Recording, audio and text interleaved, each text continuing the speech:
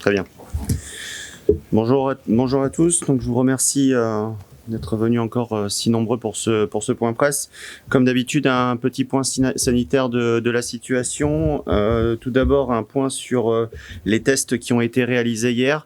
495 tests ont été réalisés hier. On est proche du record de tests, c'est-à-dire qu'on a vraiment souhaité, dans la stratégie sanitaire que nous avons développée depuis la mise en place du confinement et la mise en place de cette crise sanitaire, de pouvoir tester le plus de personnes possible pour identifier le plus de personnes possible pour pouvoir les isoler en cas de cas positifs.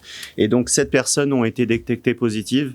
Je sais que 7 peut paraître important, mais c'est par rapport aux tests des derniers jours où on était à environ 220 tests par jour dans un ratio qui reste sensiblement le même et qui montre que l'épidémie, le virus est présent en Nouvelle-Calédonie.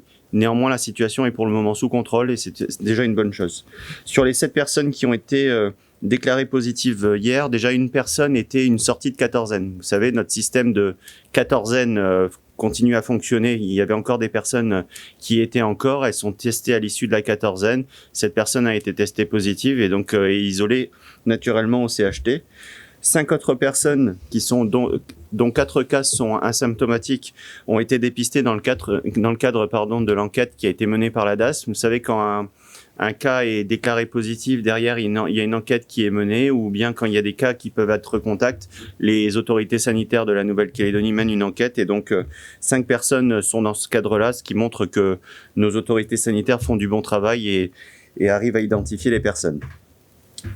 Une autre personne, donc la 7e personne, est une personne qui rentrait de Wallis et Futuna et qui avait des symptômes depuis qui est rentrée de Wallis et Futuna depuis 8 jours et donc qui a été déclarée positive suite à un contrôle au CHT. Donc on voit bien que ça reste limité pour le moment au cas de Wallis et Futuna et que c'est pas des cas qui peuvent être sans explication.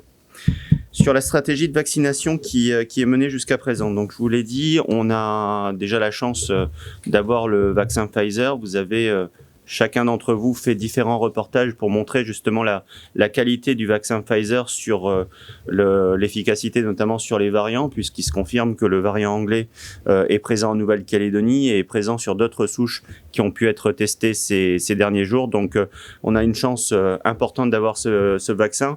2400 doses sont encore arrivées aujourd'hui, ce qui montre que la solidarité de l'État est là. Je vous l'ai dit, on a un objectif de 10 000 doses semaine qui nous est livré par l'État.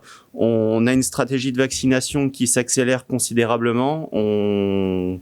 On a un centre cet après-midi qui va s'ouvrir, un centre qui est géré par la province sud notamment pour vacciner les enseignants. On va avoir un centre qui va gérer les personnels essentiels des différentes entreprises, un centre qui va gérer les personnels essentiels des différentes collectivités, plus les différents CMS qui sont présents sur l'ensemble de la Nouvelle-Calédonie pour vacciner le plus largement possible. Et on a atteint un record de vaccination hier avec 1070 doses qui ont été administrées en une journée. Donc la stratégie monte. On était en début de semaine à 300 vaccinations jour.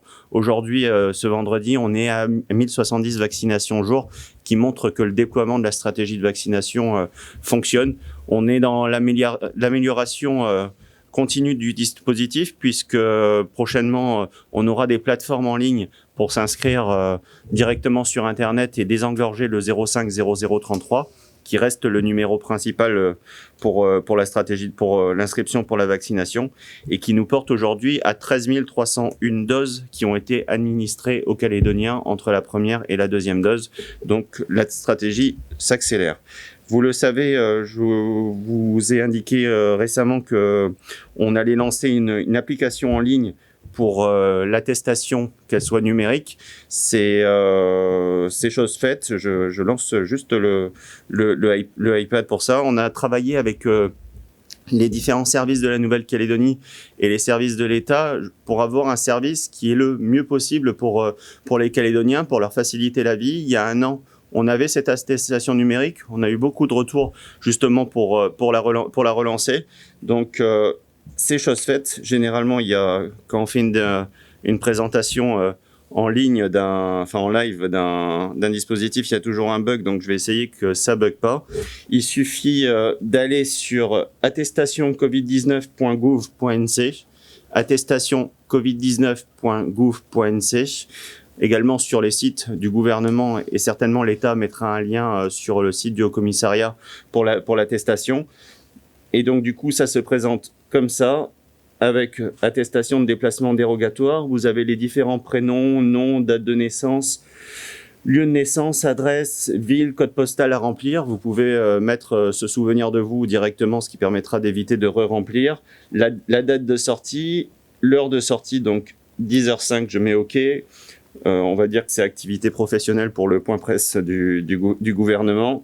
Et là, générer mon attestation, ça marche. Donc l'attestation se met automatiquement sur votre iPhone et vous pourrez la présenter aux forces de l'ordre en cas de contrôle. Donc c'est une belle avancée numérique et donc elle sera mise en ligne dès à présent, je crois. Le site fonctionne, donc l'attestation est aujourd'hui en ligne, attestationcovid19.gouv.nc sur vos différents smartphones. Juste une petite précision.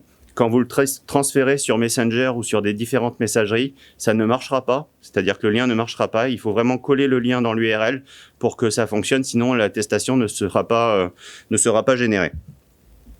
Un petit rappel des différentes plateformes avant de donner la parole au sujet du jour sur les masques. Un rappel qui est important, il ne faut pas engorger le 15. Le 15, il sert principalement aux différentes urgences. Il y a des numéros qui sont dédiés au Covid, ce qui me permet de les rappeler. Le 05 02 03 pour les personnes qui reviennent de Wallis et Futuna depuis le 25 janvier, donc 05 02 03. Le 05 02 02 pour les informations générales sur la question du Covid. Le 05 0033 sur la stratégie de vaccination et pour les inscriptions de vaccination.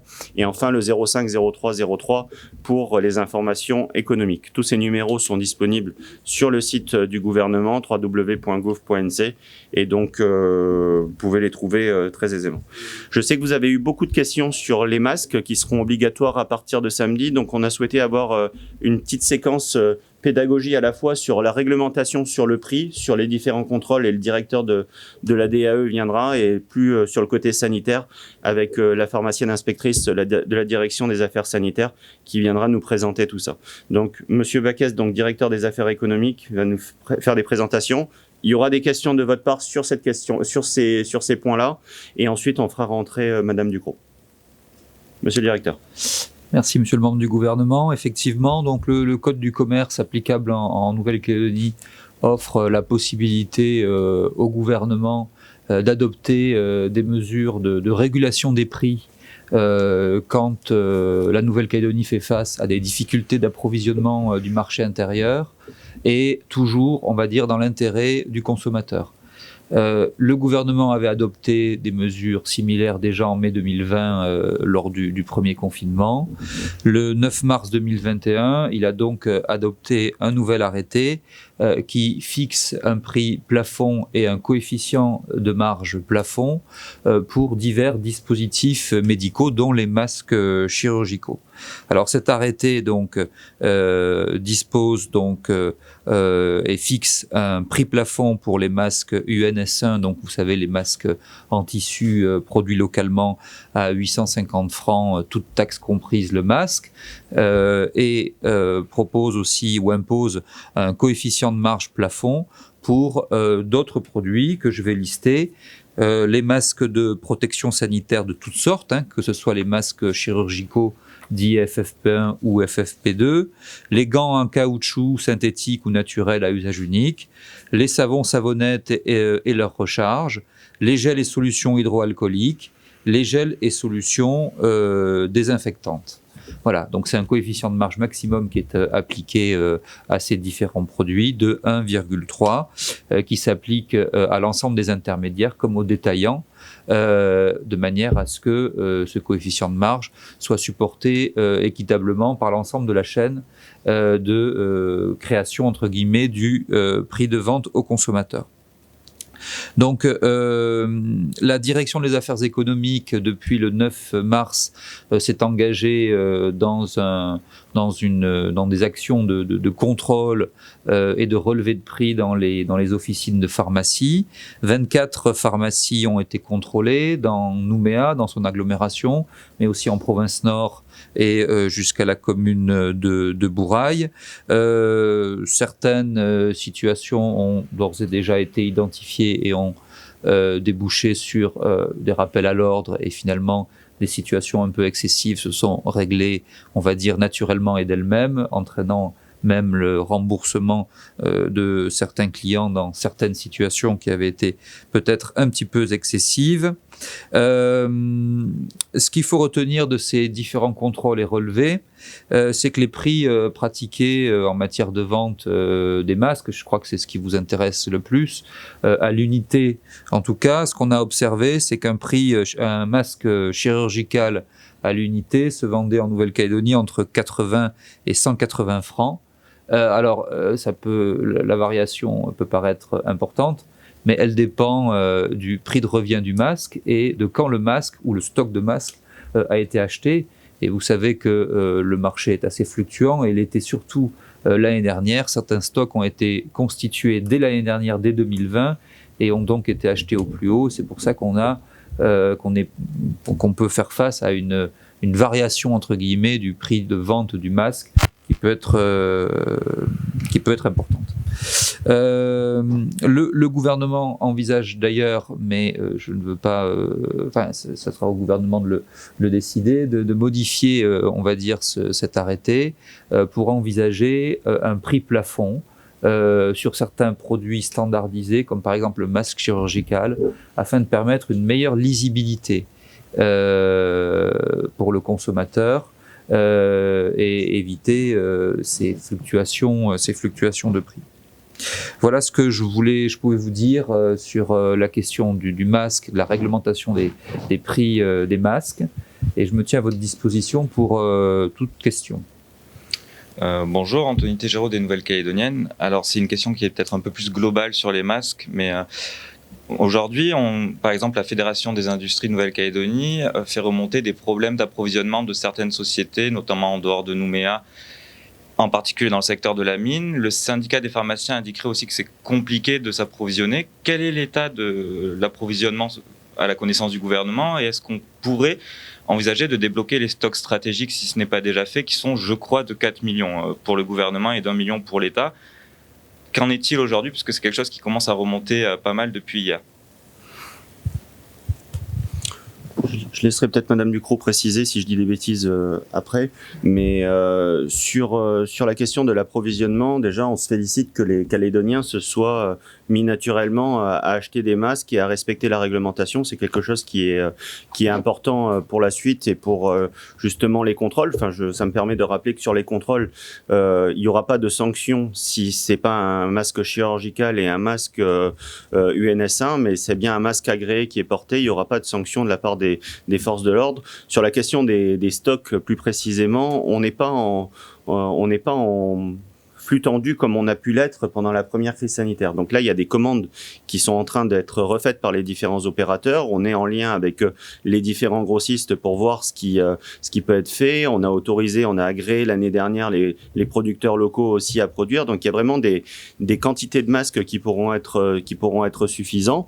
Là, c'est dû naturellement à l'afflux d'achats qui a eu lieu ces derniers jours, mais on ne devrait pas être en pénurie de masques, surtout qu'on est sur un éventail assez large de masques agréés et pas simplement sur des chirurgicaux ou des UNS1. Donc on ne devrait pas avoir de problème, mais il y a une veille permanente qui est faite de toute façon par les autorités sanitaires de la Nouvelle-Calédonie pour assurer ça. Le fret continue de toutes les manières en Nouvelle-Calédonie, que ce soit sur la partie sanitaire et sur la partie économique. Donc il y a un travail qui est fait sur ça. Sur l'utilisation des stocks stratégiques, les stocks stratégiques sont utilisés pour le moment justement pour les forces de l'ordre, pour les personnels particuliers, pour des communes ou des provinces qui en manqueraient, donc on agit dessus.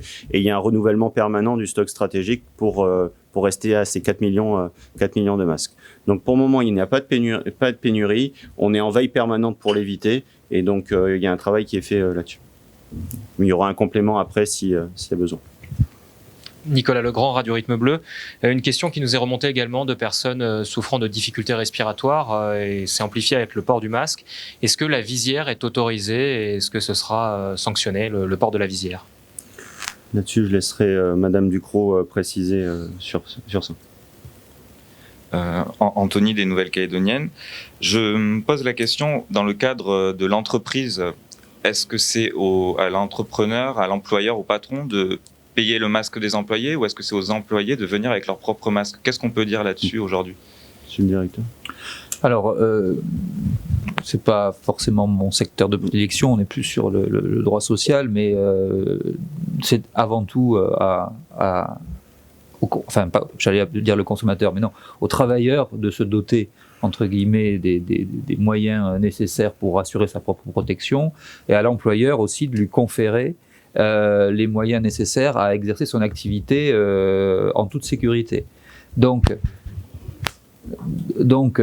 la personne qui est à la fois citoyen avant d'arriver au travail ou dans la pause méridienne, mais aussi travailleur pendant qu'il travaille dans l'entreprise, a besoin du même masque, entre guillemets, dans deux situations différentes. Dans toutes les manières, de toute façon, l'employeur pourvoira à ses besoins dans le cadre de son activité professionnelle. Oui, et la plupart des entreprises et des collectivités fournissent les masques aujourd'hui à leurs employés. La question, c'était peut-être plutôt, est-ce qu'il y a un caractère obligatoire ou légal pour imposer aux sociétés de fournir les masques aux salariés, ou est-ce qu'on est dans un entre-deux tel que j'ai cru comprendre là actuellement? Aujourd'hui, vous savez, la réglementation des masques, c'est quelque chose qui est assez nouveau par rapport au premier confinement. Il y a une obligation à l'entreprise d'assurer la sécurité de ses employés. Et donc, il y a un travail qui est fait en permanence entre les différentes organisations syndicales et les organisations patronales, justement pour garantir cette sécurité des employés. Donc, on n'a pas eu de retour encore manifeste que des masques ne sont pas fournis. On ajuste au fur et à mesure sur ce point-là. Bonjour, André Roisé pour Radio Jido. La question c'est pour Monsieur Eric Baquez. Comment est-ce que la filière de fabrication de masques a été organisée au niveau du pays, tantôt pour les entreprises qui fabriquent ces masques-là sur Nouméa, et puis les petits, on va dire les réseaux des couturières par exemple. Comment est-ce que ça a été pensé, cette filière-là? Bien, la production locale s'est organisée dès l'année dernière déjà, et s'est fortement mobilisée sur le sujet à travers, on va dire, des organes, on va dire de concertation ou de coordination, et notamment la Chambre des métiers et de l'artisanat qui a mobilisé, on va dire, les artisans couturiers ou couturières pour contribuer à la fabrication de ces masques. Il y a une production qui est en cours, en train de se mettre en place. Je crois que le chiffre de 11 000 masques a été annoncé ce matin à travers les différents médias. Donc la production s'organise.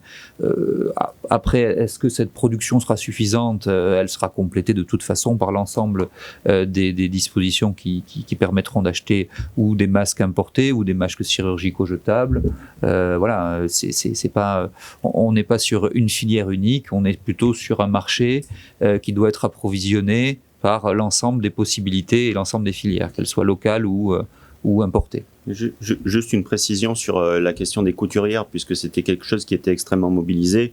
Les entreprises locales qui ont été agréées, parce qu'il faut un agrément pour produire ces masques et un agrément AFNOR avec des normes AFNOR en Nouvelle-Calédonie, font travailler justement ces couturières qui s'étaient organisées. Est-ce que, pour prolongement de la question, comment est-ce que la commande publique couvre tous les besoins?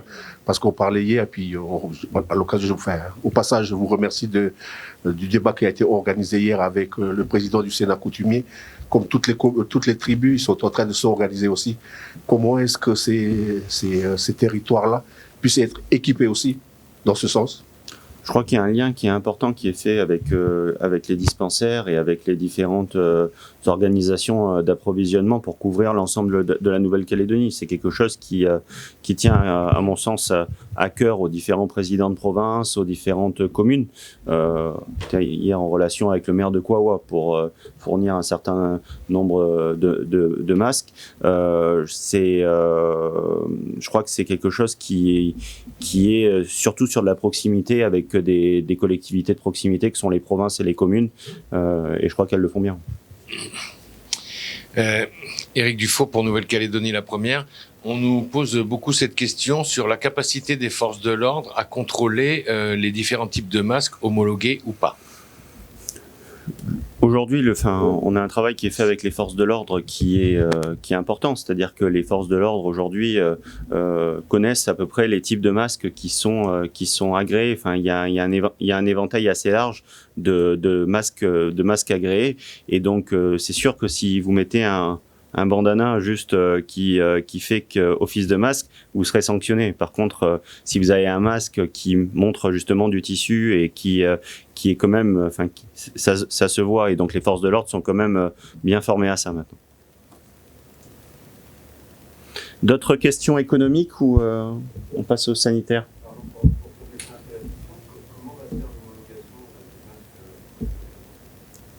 Oula, sur l'homologation, vous savez répondre, madame? Oh, d'accord, on répondra après sur l'homologation. Et justement, je crois savoir qu'aujourd'hui, il n'y a qu'un seul producteur local qui a des tissus homologués UNS 1. Et j'ai entendu ce matin qu'il y aurait peut-être une tolérance, ou ça pourrait être la règle, d'accorder d'autres masques homologués. Concrètement, qu'est-ce qui sera autorisé à partir de demain comme type de masque si on n'a pas un chirurgical ou un UNS1? Merci pour votre question. Ça me permet de redire ce que j'ai pu dire hier et tout à l'heure sur le fait qu'on recommande très fortement les masques chirurgicaux et les masques UNS1, mais ceux qui sont autorisés, et vous ne serez pas sanctionnés, c'est les masques qui sont agréés, qui ont un agrément et des normes, et donc ça va de l'UNS2 sur d'autres types de masques, mais je laisserai Madame Ducrot préciser l'ensemble de ces précisions. Mais on est sur des recommandations, c'est-à-dire les recommandations sont les masques chirurgicaux et l'UNS1 parce que ce sont les plus efficaces contre le variant et ce que nous disent les autorités sanitaires, mais les autres types de masques ont aussi une efficacité. Je crois que l'UNS2 c'est 80% d'efficacité de mémoire, mais je laisserai répondre Madame. Mathurin Derel pour DNC. J'avais une petite question concernant l'économie, et notamment sur le fait de savoir qui travaille et qui peut travailler, dans quelles conditions. Je pense notamment plus précisément aux professions de santé. Est-ce qu'elles ont des recommandations spécifiques? On pourra répondre à cette question en fin de conférence de presse. Est-ce que vous pouvez la reposer? J'aimerais bien qu'on finisse sur la question des masques, sur la partie économique, et qu'ensuite on puisse donner la parole à la direction des affaires sanitaires pour qu'elle puisse nous exposer les différents aspects sanitaires des masques. Et ensuite, je prendrai l'ensemble de vos questions sur tous les sujets. Henri Nello pour Calédonia, est-ce que vous comptez établir un quota de masques par personne pour éviter une pénurie quelconque? Là-dessus, je laisserai répondre aussi tout à l'heure, madame. C'est bon? On libère le directeur de la DAE? Voilà.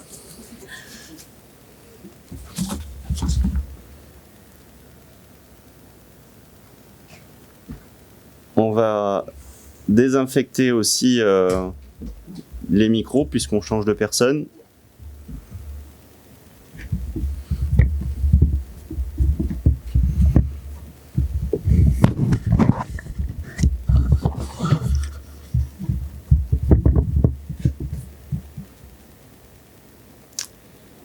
Et on va laisser Madame Ducrot présenter ce qu'elle a présenté, ce qui est très intéressant, notamment sur le port du masque. Oui, bonjour. Donc je vais essayer de me rappeler toutes les questions qui ont été posées. Mais je vais peut-être commencer par vous présenter les différents types de masques qui sont mis sur le marché et autorisés dans le cadre de la lutte contre le SARS-CoV-2. Donc comme vous avez pu tous l'entendre, donc il existe 3 types de masques. Les masques chirurgicaux en tissu. Ces masques ont généralement 2 couleurs. Donc le bleu doit être à l'extérieur. Il faut toujours l'attraper par l'élastique avant de le positionner, on ne touche pas la partie filtrante. On prend l'autre élastique et on vient le positionner sur son visage, de chaque côté des oreilles. Une fois qu'on l'a positionné de chaque côté des oreilles, on ajuste au niveau du nez. On utilise souvent la barrette métallique qui existe et ensuite on le tire vers le bas pour l'ajuster sur le menton. Là, il doit être ajusté sur le visage et il ne doit pas y avoir de fuite, le minimum possible. Pour les personnes qui portent des lunettes, on préconise de les poser sur le dessus du masque pour éviter trop de buée. Si vous avez trop de buée et que vous êtes dérangé, c'est que le masque est mal ajusté en fait au niveau des barrettes ou qu'il est trop large. Il ne faut pas que le masque baille de partout. Il ne faut pas mettre son masque sous le menton. Il ne faut pas mettre son masque sous le nez. Il faut le porter de manière correcte. Une fois qu'on l'a porté, on ne doit plus le toucher pendant 4 heures. Ce qui n'est pas évident, hein, puisqu'on a tous tendance à se toucher le visage en permanence. Donc c'est quelque chose et des nouveaux gestes réflexes qu'il va falloir avoir. Si le masque devient humide avant les 4 heures, il faut le changer puisque ça veut dire qu'il est saturé. Donc son pouvoir filtrant n'est plus opérant. Donc à ce moment-là, il faudra l'enlever. Ensuite, il y a une tolérance aussi qui existe. Si jamais vous avez soif et que vous voulez boire, il est toléré de le tirer par l'élastique, de boire et ensuite de le remettre sur son visage, de le réajuster correctement et de se faire un geste d'hygiène des mains avec sa solution hydroalcoolique. Pour le retirer, on le prend par les élastiques, on le place dans une poubelle et là, de nouveau, on se désinfecte correctement les mains avant de changer de masque, donc toutes les 4 heures. Je ne sais pas si déjà vous avez des interrogations par rapport à ça. Ensuite, les autres masques qui existent, dont on a parlé, ce sont les masques type FFP2. Donc, ils sont tolérés, bien sûr, sauf, excepté ceux qui disposent, les FFP2 et les FFP3, qui disposent de valves expiratoires. Ce n'est pas autorisé, puisque ça permet d'expirer le virus et donc de le disséminer autour. Ensuite, le fameux masque UNS1, donc je ne sais pas si vous le connaissez, fabrication locale. Donc, on les reconnaît parce qu'ils ont une étiquette avec le logo UNS1 et le logo du gouvernement dessus. Donc, ce sont des masques qui ont été agréés par la Nouvelle-Calédonie. Donc, c'est le même type de masque que le masque chirurgical avec les 2 élastiques et se porte de la même façon pendant 4 heures. Voilà. Vous avez des questions ? Oui, justement, Anthony Tejero des Nouvelles-Calédoniennes, pardon. Sur le port du masque, si on ne peut pas le garder, ou par exemple se poser la question de l'activité physique, ou si on est seul, a priori on pourrait ne pas le porter, mais j'imagine qu'il faut l'avoir à disposition si on croise quelqu'un. Très concrètement, comment on fait pour faire du sport sans le masque, mais en le gardant à la disposition au cas où on croise quelqu'un, et sans le toucher en dehors des élastiques? Quelle est la procédure? Est-ce que vous pourrez détailler un petit peu ces nouveaux gestes à apprendre? Ça dépend les types de sports. C'est-à-dire que si vous faites une marche, un footing, ou c'est un sport individuel, où vous croisez une personne, où vous êtes à plus de 2 mètres de la personne. Plus de 2 mètres de la personne, vous n'avez pas nécessité de remettre votre masque directement, puisqu'il y a une distanciation sociale qui est importante. Tout ça sera bien précisé. On va vous mettre un tuto, ce que j'annonce depuis quelques jours, mais ça va bientôt être mis en ligne justement sur les règles de bonne conduite quand vous faites vos activités sportives. Vous n'avez pas besoin forcément de mettre ce masque si vous respectez une distance de sécurité qui est importante. Par contre, si, comme je l'ai pu le voir ces derniers jours, il y a beaucoup de gens qui font du sport, à mon avis, qui sont pas forcément à 1 kilomètre de chez eux, avec une concentration de personnes importante. Là, l'obligation du port de masque est de mise, c'est-à-dire qu'il y a une concentration de personnes dans un périmètre qui est quand même importante, et donc là, vous devrez mettre le masque. Nicolas Legrand, Radio Rythme Bleu. Donc, vous nous avez confirmé que pour tout type de masque, c'était un port maximal de 4 heures.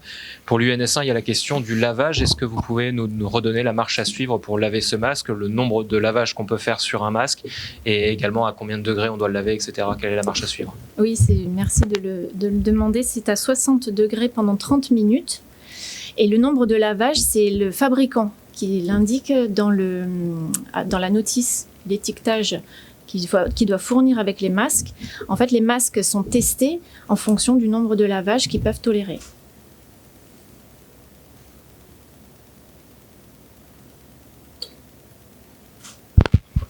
Je réitère juste ma question pour s'agissant des quotas. Est-ce que pour éviter la pénurie de masques, est-ce que vous comptez établir un quota ou est-ce que c'est fait en ce moment?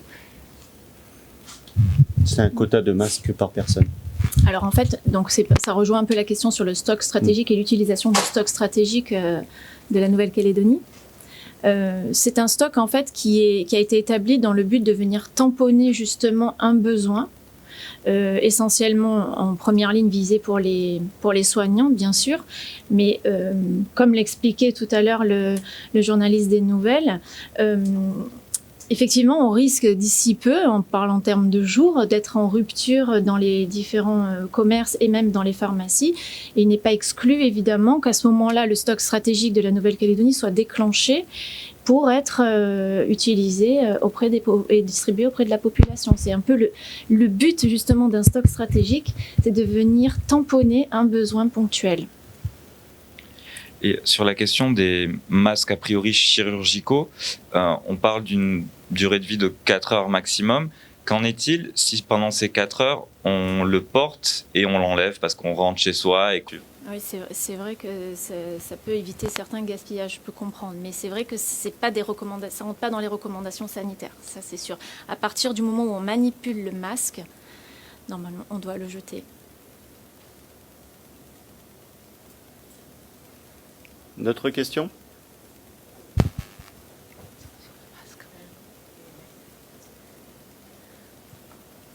Non. Nicolas Legrand, RRB, je vais reposer ma question du coup sur les visières, puisque j'ai pas eu ma réponse tout à l'heure. Est-ce que les personnes peuvent utiliser ce type de protection, sachant qu'elles ont des difficultés respiratoires par ailleurs? Alors, comme vous avez peut-être pu le voir, dans les mesures barrières, les gestes barrières, la recommandation, c'est de se tenir à 1 mètre de distance des autres quand on porte un masque et 2 mètres quand on est dans l'incapacité de porter un masque. Donc, pour ces personnes, il est prévu justement des contre-indications peut-être ou des incapacités au port du masque. Et pour elles, une tolérance existe au non-port du masque. En revanche, l'efficacité des visières est nulle sur le SARS-CoV-2, donc elles ne sont pas du tout recommandées. Je voulais, Mathieu Indorel pour DNC, je voulais juste revenir sur l'homologation. Du coup, là, vous avez présenté un masque UNS1 en tissu, donc avec une étiquette qui certifie donc le masque.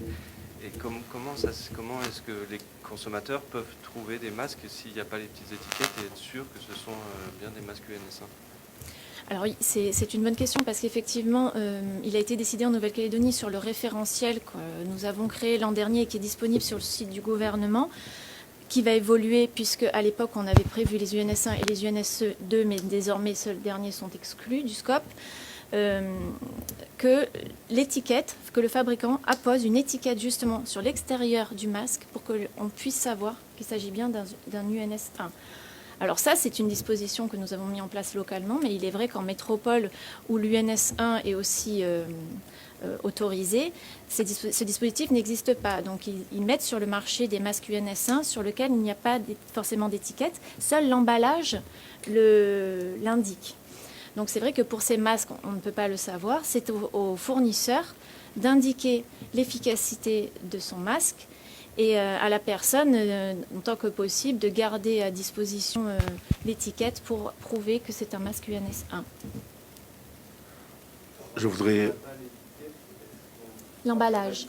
Non, on a eu un contact avec les forces de l'ordre sur ça, c'est ce que je vous ai dit, on est sur des recommandations fortes des chirurgicaux et des UNS1, et les forces de l'ordre ne verbaliseront pas si vous êtes sur de l'UNS2, mais c'est des recommandations qui sont fortes de la part de la Nouvelle-Calédonie. C'est un débat qu'on a eu encore hier soir en collégialité et en direction opérationnelle, et donc on est sur des recommandations fortes chirurgicaux UNS1, mais il n'y aura pas de verbalisation si c'est de l'UNS2. Donc, André Croisé pour Radio Jido, je reviens sur la commande publique. Est-ce que vous avez prévu sur la répartition, la distribution pour chacune des communes de l'intérieur et des îles pour pouvoir leur approvisionner?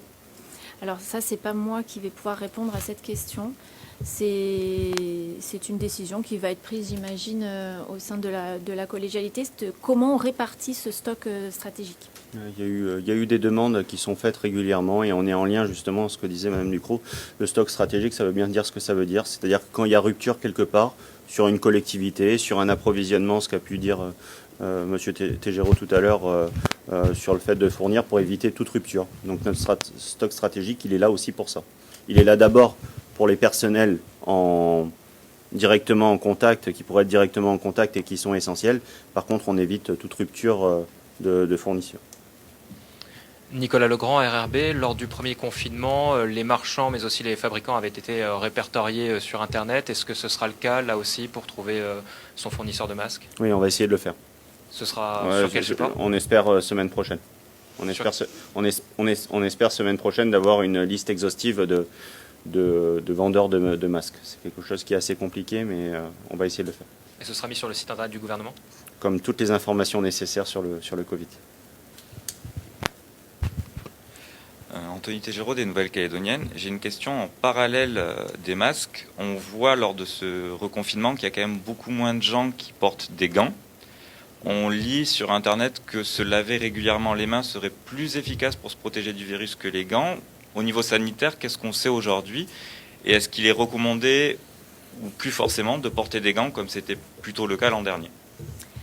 Alors, je vous remercie de la question. En fait, non, pour le tout un chacun, il n'a jamais été recommandé de porter des gants. Les gants doivent être réservés au seul geste invasif des soignants. Même pour faire une injection d'un vaccin, on ne porte pas de gants. Le risque avec le gant, en fait, c'est qu'on se sente protégé. Et en fait, c'est tout l'inverse, parce que le gant ne tue pas le virus, contrairement au désinfectant, et donc on a tendance à le propager de partout. Et quand on a un gant, on porte quand même ses mains au visage. Donc non, le gant ne sert plus à disséminer le virus. Il est préférable de se désinfecter. C'est beaucoup plus efficace de se laver les mains à l'eau et au savon ou de se désinfecter avec un gel. C'est bon pour les questions sur les masques? Très bien. Donc on va prendre les questions sur... Ah. Oui, bonjour. Vous avez tout à l'heure plus ou moins répondu à la question par rapport à la pratique de l'activité physique. Mais pour être précis, est-ce qu'on doit porter un masque quand on fait du vélo?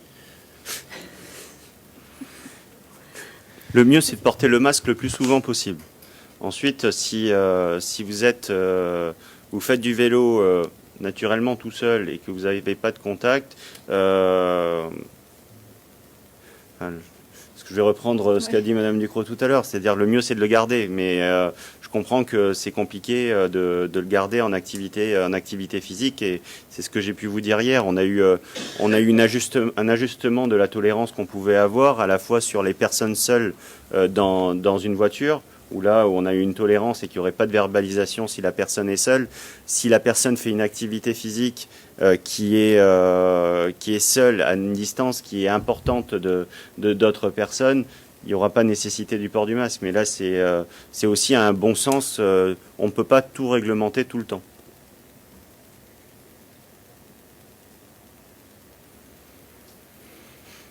Une question sur peut-être l'activité économique? Ou sauf s'il y a quelque chose sur les masques avant? Non.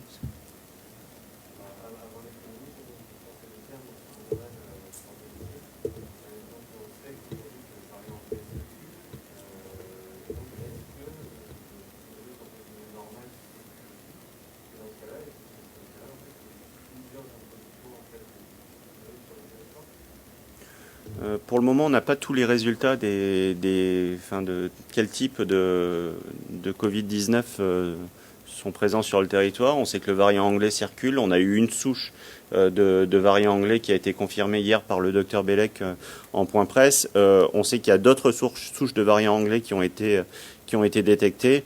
Il y a la souche, il y a la souche normale, naturellement, qui était sortie de quatorzaine et qu'on a pu indiquer ces derniers temps qui n'étaient pas des variants. Donc oui, il y a ces deux types, mais la stratégie sanitaire est sensiblement la même. Donc, que ça soit le variant anglais ou que ça soit la souche classique de Covid, notre stratégie sanitaire est la même, c'est-à-dire un respect des gestes barrières, comme ça a pu l'être rappelé tout à l'heure, le confinement qui doit être respecté, le port du masque qui doit être respecté, et c'est que comme ça qu'on arrivera à lutter efficacement contre le virus.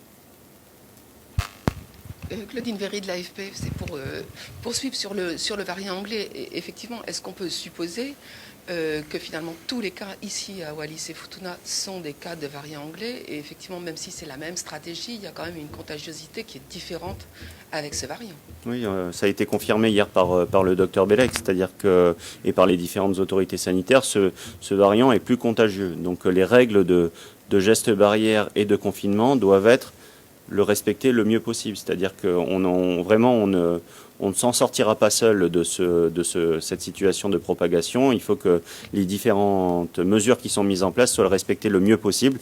Et là, du fait que le virus est plus contagieux, ça incite à confirmer notre stratégie sanitaire qui a été extrêmement rapide et dure, si je peux m'exprimer comme ça. Et est-ce que, compte tenu effectivement de la progression qui a l'air très rapide à Wallis et Futuna, il y a des échanges ou un plan qui est en cours avec les autorités sanitaires de Wallis et Futuna pour venir en aide au territoire qui a des moyens hospitaliers, on sait, assez limités? Oui, il y a des échanges permanents avec les autorités sanitaires et administratives de Wallis et Futuna. La situation là-bas est inquiétante, c'est-à-dire qu'on voit que les cas doublent quasiment tous les jours. Hier soir, on était à 129 cas déclarés. J'ai pas eu encore les chiffres d'aujourd'hui. On les aura ce soir à la fois en collégialité mais également en direction opérationnelle. Mais il y a un échange qui est permanent avec les autorités sanitaires de Wallis et Futuna. Des premiers tests sont partis de la part de la province sud rapidement pour tester massivement. Le premier patient qui a été déclaré positif, qui est aujourd'hui dans un service de réanimation de la Nouvelle-Calédonie. Il y a des échanges qui sont aussi pour accueillir peut-être d'autres personnes qui auraient des besoins de réanimation, en service de réanimation. Donc la Nouvelle-Calédonie fait tout pour assister, en lien surtout avec l'État. L'État, et ça a été confirmé par le ministre de l'Outre-mer, apporte une aide massive à Wallis et Futuna. En termes de tests, je crois qu'il y a 18 000 vaccins qui vont être livrés à Wallis et Futuna très prochainement, justement pour vacciner la population. Donc c'est vraiment quelque chose qu'on fait en commun, l'État, les autorités sanitaires wallisiennes et futuniennes et la Nouvelle-Calédonie pour stopper la propagation là-bas, qui est à un niveau bien plus élevé qu'en Nouvelle-Calédonie, même pas comparable. Sur le plan sanitaire encore, donc si je résume, on est en Nouvelle-Calédonie depuis dimanche à 23 cas détectés en plusieurs fois, 9 cas, 3 cas, 4 cas, 7 cas, essentiellement des personnes qui rentraient de Wallis et Futuna ou qui venaient de Wallis et Futuna pour des soins et des personnes contacts. Hier, un cas sorti de quatorzaine qui s'explique totalement. Mais avant-hier, il y avait un cas que dont M. Bellec a dit qu'on ne savait pas d'où il venait. Est-ce qu'aujourd'hui, ce cas-là, on a plus de précision sur la provenance de la contamination? Non, il y a des investigations qui sont en cours. C'était le cas dont vous faites référence. C'est quelqu'un qui était en préhospitalisation et qui a eu naturellement un test avant la préhospitalisation. Et donc, les organisations sanitaires font leur enquête. Vous voyez qu'il y a des résultats qui sont positifs sur les enquêtes, puisqu'il y a 5 cas aujourd'hui positifs qui résultent justement de ces enquêtes-là. Et donc, prochainement, on aura certainement un état de comment ce patient a attrapé le Covid. La Covid, pardon. Mathieu Randerel pour DNC, vous avez rappelé à plusieurs reprises l'importance du confinement strict et on s'aperçoit quand même qu'il y a énormément de gens qui travaillent, quelles que soient les professions, et je pense plus particulièrement aux professions de santé. En fait, est-ce qu'ils ont reçu des consignes claires, notamment sur le type de pratiques qu'ils peuvent avoir? Je pense, on peut prendre l'exemple par exemple de la chirurgie esthétique. Est-ce qu'il y a des gens qui peuvent aujourd'hui aller se faire injecter du Botox par exemple? Est-ce que les praticiens, les professionnels de santé peuvent pratiquer l'ensemble de ce qu'ils peuvent faire d'habitude, ou alors est-ce qu'ils ont reçu des consignes claires pour ne traiter uniquement que des urgences, et donc c'est valable pour les autres professions également? Il y a eu une réunion avec les différents représentants des professionnels de santé à la direction des affaires sanitaires. Je ne sais pas si Madame Ducrot a participé à cette réunion, donc je vais le laisser répondre. En fait, les professions ont la consigne effectivement de s'organiser entre elles pour permettre la poursuite des soins essentiels aux patients, les traitements chroniques, la prise en charge de ces personnes. Toutes les chirurgies non essentielles doivent être suspendues, bien entendu. Donc pour le Botox, c'est pas possible, si ça vous intéresse. Anthony Tégéraud, sur le plan un peu plus économique, dans le secteur notamment industriel, donc pour des entreprises assez lourdes qui ont beaucoup d'employés notamment, se pose la question de ce qui se passe si une personne de l'entreprise est testée positif. Il y a forcément des cas contacts. Est-ce qu'on a déjà un protocole sanitaire qui est établi? Est-ce que ça implique une fermeture de l'entreprise? Il y a beaucoup d'inquiétudes là-dessus. Qu'est-ce qu'on peut apporter comme réponse au monde économique aujourd'hui? J'ai envie de vous dire, ça dépend de l'entreprise. C'est-à-dire que dès lors qu'une personne est déclarée positive, les autorités sanitaires de la Nouvelle-Calédonie ont un échange avec lui pour évoquer les différents cas de contact. Ça me permet de rappeler qu'est-ce qu'un cas contact. Un cas contact, c'est un cas qui est contact avec une personne positive ou de forte suspicion ou qui revient d'une zone où il y a une épidémie. Donc dans une petite entreprise où il y a 5 personnes dans un bureau ou dans un lieu de travail et il y a une personne qui est déclarée positive, les 4 autres vont être naturellement cas contact et vont être isolées, naturellement. Et elles vont être contactées. Donc ça pourrait fermer. Par contre, il y a des entreprises plus importantes où une personne a été déclarée positive, elle est dans un bureau particulier qui va être isolé, mais l'entreprise pourra continuer. Donc il n'y a pas un cas global pour cette situation, mais les autorités sanitaires et les services d'investigation sanitaire font au mieux justement pour identifier les cas réellement en contact. Parce que si vous avez croisé une personne qui a le Covid, mais de très loin, vous risquez pas d'attraper pour autant le Covid. La Covid, il faut que je... Donc pour Monsieur André Roisé, pour Radio Jido, vous avez dit hier que vous avez rencontré les partenaires sociaux avec le Conseil de dialogue social. Quelles sont les différentes les préoccupations, les dispositifs qui sont mis en place pour pouvoir prévenir, avoir une bonne, un dialogue au niveau des entreprises pour que les gens puissent bien gérer ce temps de confinement, mais en même temps les obligations de vaccination? Oui, déjà, vous avez raison, hier j'ai rencontré quasiment tous les jours les partenaires sociaux, organisations patronales et organisations de salariés hier par contre pour la première fois. On voit qu'il y a une inquiétude, mais on voit qu'il y a une vraie responsabilité. Et vraiment, je les salue pour cette responsabilité dans la mise en place des gestes barrières, dans la mise en place de la distanciation sociale, dans la mise en place de différentes mesures sanitaires. Il y a un travail également sur le confinement. Est-ce que j'ai le droit de travailler? Est-ce que j'ai pas le droit de travailler? Donc il y avait toutes ces questions-là, notamment dans le secteur du BTP, comment on arrive à maintenir la distanciation sociale dans le secteur du BTP pour que cette activité économique continue. Il y a des questions de droit du travail qui se posent sur les congés. Vous l'avez posé hier. Du coup, le Conseil du dialogue social, enfin les membres du Conseil du dialogue social vont se réunir aujourd'hui pour échanger sur le chômage partiel. Est-ce qu'on doit utiliser de manière prioritaire les congés payés ou non?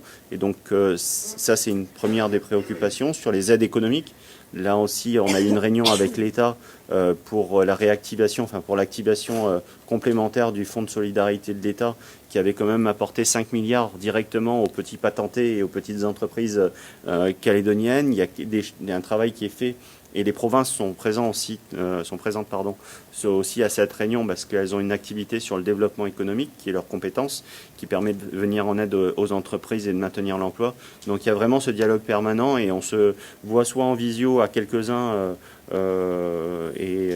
tous les jours, soit de manière physique dans une très grande salle pour maintenir la distanciation sociale, pour échanger sur ces différents points. Mais le dialogue, il est permanent et je salue aussi la mise en place du 05-03-03 qu'on a souhaité en lien avec les services de la Nouvelle-Calédonie et la cellule économique pour apporter le maximum de réponses possibles aux entreprises et aux salariés qui s'inquiètent. Éric Dufault pour Nouvelle-Calédonie, la première. Il semblerait qu'il y ait un engorgement au niveau du dépistage. Est-ce qu'il y a une stratégie et un ordre prioritaire pour les personnes qui souhaitent être testées? Enfin, il y a une priorité naturelle pour les cas qui sont positifs, c'est-à-dire pour les cas contacts de personnes positives et donc qui sont prioritaires dans la phase de test quand elles sont contactées. Il y a les personnes qui viennent de Wallis et Futuna, donc le 05, 02, 03, mais on voit qu'on est sur une campagne d'accélération du nombre de tests. On était sur, je reprends les chiffres de hier, mais à 495 tests qui ont été réalisés. On est dans une phase vraiment d'accélération. Et donc les services du Medipol et des différentes autorités sanitaires travaillent là-dessus pour avoir le nombre de tests et qu'on ne soit pas forcément dans une priorisation, mais pour par contre des personnes qui sont cas contact, qui ont des symptômes. Là, je rappelle aussi qu'il faut appeler son médecin traitant, c'est important, c'est-à-dire que d'appeler le généraliste pour qu'il puisse vous guider dans des bonnes pratiques. Vous n'êtes pas obligé de vous déplacer, mais juste l'appeler pour qu'il vous conseille de est-ce que vous avez besoin de vous faire tester ou pas vous faire tester. Et qu'il y a quelque chose que j'ai dit tout à l'heure qui est important, il ne faut pas saturer le 15 c'est là. Mais la stratégie de la Calédonie est de tester le plus massivement possible, justement pour identifier le virus. Henri pour Enelo pour Calédonia, alors on parle de stratégie de Medipol. Alors quel est le plan prévu en cas de saturation du Medipol? Est-ce qu'il y a des vasanes sur l'Australie ou bien des hôpitaux? Non, pour le moment, on n'est pas en saturation. On a nos autorités sanitaires, le conseil scientifique qui travaille sur différents scénarios et sur l'augmentation possible des possibilités de réanimation. Mais aujourd'hui, on n'est pas dans ce cas-là et on vous présentera quelque chose s'il y a besoin là-dessus. Mais on est en capacité d'augmenter nos places en réa. Bonjour, Chloé Mingour pour DNC. Vous avez dit à plusieurs reprises vous inspirer de la stratégie de la Nouvelle-Zélande. Mais ce qu'on a observé, c'est que quand les Néo-Zélandais font un confinement strict sur quelques jours, il semble très contraignant, restreint au personnel vraiment essentiel. Ici, on voit que beaucoup de gens vaquent à leurs occupations. L'immense majorité des entreprises fonctionnent. Le télétravail n'est pas forcément privilégié. Est-ce que vous pouvez encore affirmer que la stratégie est la même? J'ai dit qu'on s'inspirait dans la réactivité de l'Australie et de la Nouvelle-Zélande sur un déclenchement du confinement extrêmement rapidement. Mais vous savez, il y a des gens qui nous reprochent qu'on soit trop dur, il y a des gens qui nous reprochent qu'on soit trop laxiste. Donc on assume les différentes critiques qui sont posées, mais cette stratégie, elle est posée avec les autorités sanitaires, avec les conseils scientifiques, et je crois que les différents médecins qui ont pu intervenir jusqu'à présent ont validé justement la stratégie qui était mise en place et qui a permis d'identifier un certain nombre de cas.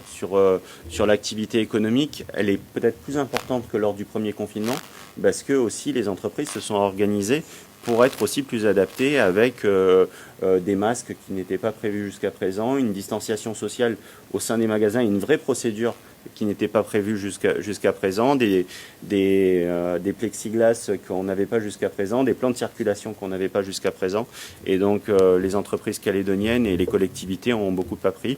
Et ce matin, j'étais au centre-ville pour une réunion. Je vous garantis que le centre-ville, il n'y avait pas beaucoup de monde. Je vais rebondir là-dessus. On a aussi vu chez eux que des villes étaient parfois isolées. Là, on nous dit que le virus apparemment n'est qu'en province sud. Pourquoi ne pas limiter les déplacements sur la Grande Terre, comme ça a été fait par exemple sur les îles, en laissant bien sûr le fret, les déplacements essentiels? Parce que je crois que ce serait difficilement compréhensible de la part de la population calédonienne de dire qu'on s'occupe que de la province sud en termes de confinement. Je crois que le virus, s'il devait circuler largement, il s'arrêterait pas à la frontière de Poya et se bloquerait pas à la frontière de Poya. Ce qu'on a souhaité en confinant l'ensemble de la Nouvelle-Calédonie pendant 15 jours, c'est déjà de faire un état des lieux du niveau de la propagation du virus. On sait pas. C'est-à-dire qu'on savait pas en début de semaine et là on est en train d'apprendre chaque jour sur les nombres de cas quel est le niveau de la propagation. Quand on ne sait pas le niveau de la propagation en Nouvelle-Calédonie, on confine l'ensemble de la Nouvelle-Calédonie pour éviter une propagation qui est globale. Claudine Véry, AFP. Je voulais juste avoir une précision là concernant les lits de réanimation. Vous dites on peut les augmenter. Dans quelle fourchette on situe? On fera venir les personnes qui pourront bien préciser ces différents points, notamment en lien avec le Medipol sur cette question-là. Mais c'est des questions vraiment sanitaires qui imposent des mesures précises. Anthony Tégéraud, une dernière question qui est beaucoup plus pratique. On vous annonçait la mise en place des attestations numériques. Est-ce que ça signifie qu'on peut également avoir une pièce d'identité numérisée sur notre smartphone? Est-ce qu'on doit avoir Après, c'est peut-être le Haut-Commissariat qui répondra, mais si on a une attestation numérique, c'est bien. Si on doit avoir la pièce d'identité papier avec, peut-être que c'est pas complètement cohérent, je sais pas. Est-ce qu'on en sait plus là-dessus? Je suis... En fait, peut-être qu'on va arrêter d'innover parce que ça apporte derrière des nouvelles questions. Mais non, plus sérieusement, je crois que l'attestation numérique était déjà très attendue. Je crois que chacun dans sa voiture a son permis de conduire. Donc, je pense que les forces de l'ordre reconnaissent la pièce d'identité, le permis de conduire comme une pièce d'identité s'il est présenté. Enfin, je l'espère. Mais sinon, je pense que vous pouvez laisser votre passeport ou votre carte d'identité dans la voiture en permanence. Comme ça permettra d'éviter tout ça. Mais ce sera plus naturel. Voilà. Oui, bonjour, Pierrick Châtel des Nouvelles. J'avais deux questions. Où est-ce qu'on en est du recensement des 500 à 600 personnes qui venaient de Wallis-et-Futuna pour s'assurer que le virus ne circule pas? C'est une question qui est importante. J'ai eu l'occasion d'y répondre plusieurs fois cette semaine. C'est-à-dire que sur les 600 personnes qui revenaient de Wallis-et-Futuna depuis le 25 janvier, 600, c'est un chiffre qui a été sorti. Dans ces 600 personnes, il y a des personnes qui sont parties vers la métropole en transit. Il y a des personnes qui sont retournées à Wallis-et-Futuna entre-temps et donc qui ne sont plus présents en Nouvelle-Calédonie. Donc il y a une identification qui est en cours. Il y a un tableau qui est en cours justement des différents cas. Et donc on aura un état des lieux précis, je pense, en fin de semaine des différentes personnes, puisqu'il y a, je vous le dis, les situations ne sont pas les mêmes en fonction des personnes. Si elles sont présentes en Nouvelle-Calédonie, on peut difficilement les tester. Et j'ai une deuxième question qui concerne les cyclistes qui trouvent que Nouméa est une ville beaucoup plus agréable à circuler avec une circulation qui est moindre. Ils veulent savoir s'ils peuvent utiliser le vélo pendant l'heure quotidienne de promenade. Écoutez, je poserai la question ce soir en DO directement au service du Haut-Commissariat et je vous répondrai précisément demain. Mais si vous restez dans un rayon d'1 kilomètre, je pense que oui, naturellement. Je crois qu'il y a eu beaucoup de questions aujourd'hui. Je vous propose qu'on arrête là et qu'on se revoit demain. Juste pour information, donc il n'y aura pas de point presse dimanche. Il y aura un point de presse donc samedi. Il y aura un point de presse dimanche si l'actualité le nécessite. Mais à ce stade, donc on se revoit que demain pour le moment. Je vous remercie. Merci madame.